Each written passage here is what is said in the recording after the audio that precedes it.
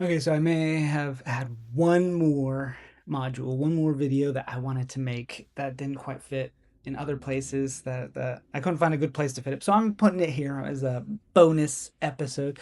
And what it is what is healthy sexuality? And within this, I wanted to talk about how God has given us the law of chastity, or this law, or these expectations around sexuality. And a lot of times what it looks like is don't do this, don't do this, don't do this, right? And with that, if we see it just as that of like no sexual relationships outside of marriage, and we just kind of chop it up to that, we miss this idea of like those are the boundaries, and then within that it protects us from so many other influences that would twist and turn the idea of what is sexuality. So that question of what is healthy sexuality is what one thing I would encourage you to think about, write about, talk about with your spouse. Of, hey, like my perception and views on sex have been skewed. My moral compass about what is okay and not okay in sex and relationships, sexual intimacy is off. Help me better understand. And I think that is really where healthy sexuality comes from. It's not about this self, or this idea of the self, like, oh, it's sexuality. I'm a sexual being, and that means I can kind of explore things sexually by myself. Kind of masturbation is a healthy sexuality is a relational thing, and it's something to create in that relational context, which is why I think God's like, hey, wait, wait until you're in with this marriage, and the two of you together talk about it, experiment things out, kind of explore that out together of what feels good, what doesn't feel good, what turns you on, what doesn't turn you on, and to kind of get rid of the expectations of other people, and stop comparing with what works for other people, because really this idea of sexuality is a tool to build that connection with this person, and it can be such a sacred and special thing to have with this one person.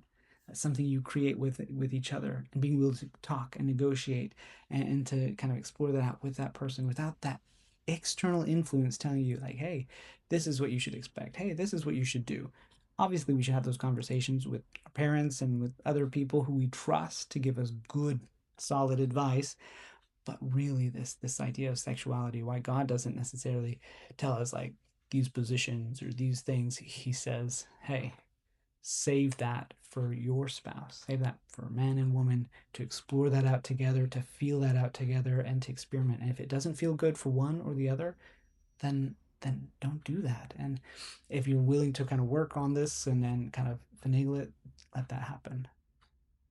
That in the world of pornography, it does skew our view of what turns people on, what people like, what is to be expected, and that is a lie, because and it's not important, because what we need to do is how can we create this new sexual intimacy, sexual connection with our partner? Who is this person, and what are their desires sexually? What are their desires intimately, emotionally? And kind of just getting out of just the physical, which is a lot of what pornography teaches, is just the physical, letting go of those expectations and developing, okay, who is this person? If they like the emotional discussions or talks, like how can we talk about those things? How can I engage fully in this way that will lead us to feeling more connected? And then if getting into that physical, how does that integrate there? Having sex is a form of communication. And if we reserve it for that moment and save it for that, and protect it for that moment, then it becomes a precious period. Now, if you've been looking at porn, if you've been living in this world that we've fallen into in movies and other things, it will give you this idea, these ideas. It's already in your head of this idea, and you have to kind of be able to, again, with the idea of perspective taking, put your own thoughts and influences, the things that have impacted you, kind of just like traumas, those things, those messages, those beliefs aside, so that you can fully invest in what is right now. Who is this person? How are they seeing things? And the hope is that they do the same for you, of what are some things you like, and that turns you on, and that you feel fulfilled in, to explore that out.